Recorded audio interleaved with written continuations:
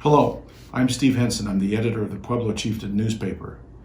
As readers of the Chieftain know, there have been several homicides in our community that are domestic violence related in just the last week, the last few days.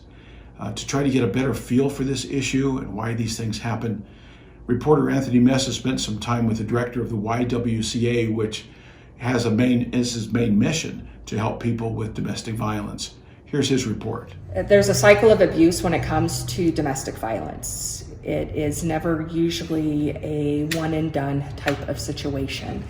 We often see the woman who is, or the man who is being abused, to return back to their abuser. If we knew why, I don't think we would be in existence anymore, because we'd be able to address it right away. So there's a lot of reasons why women go back. A lot of times they're isolated from their families, from their friends. Their abuser has kept them from working, has eliminated their access to finances. And so therefore they are not able to, they don't feel like they are able to leave the situation because they feel they have no resources. There's also times people go back because the abuser swears they're never going to do it again. That's part of that cycle. The abuse occurs, the abuser says, "I'm so sorry, this will never happen again." And it is almost like a honeymoon phase then for a period of time where things are perfect. The individual who is the victim feels their guard let down, and then it does happen again. And so it's that ongoing domestic violence cycle that continues. There's also an element of shame that is there. If my family doesn't realize what's going on, I might be embarrassed to tell them what is going on. In a lot of cases, we don't know until the actual first event happens, in the sense that maybe he this time left visible bruises, so they now go, "What happened?" And so there's some embarrassment there that somebody may not want their family to know because they're embarrassed they're in that situation.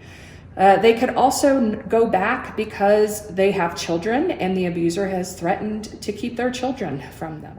And unfortunately, in these cases, it resulted in death. Of course, the loss of life in any situation is very sad. In a domestic violence situation, one that may have been able to be prevented is even more saddening. Well, we're definitely one of those resources. We do have a 24-hour crisis line that individuals could call. They can also look towards other resources in the community, maybe church members or the mental health centers for support as well. But we do provide the 24-hour access to the services here. Oh, most definitely. It's your partner, it's the person. Again, that's fear. That's based in fear. They don't know what is going to happen. They've kind of learned that if they could appease the abuser, then maybe the abuse will stop for a while and things will calm down. So they don't want to do anything for fear of, again, they may have been threatened. If you do anything, I'm going to keep the kids. And in some cases, they've been knocked down so much emotionally, they really believe that they deserve what is happening to them. That process of their self-esteem being so low that they just think what's happening is okay and that they don't deserve better. And so we do see that as well, where the police will come, they'll say, do you want us to take you somewhere safe? And they'll just say no, because they really believe that this is where they deserve to be.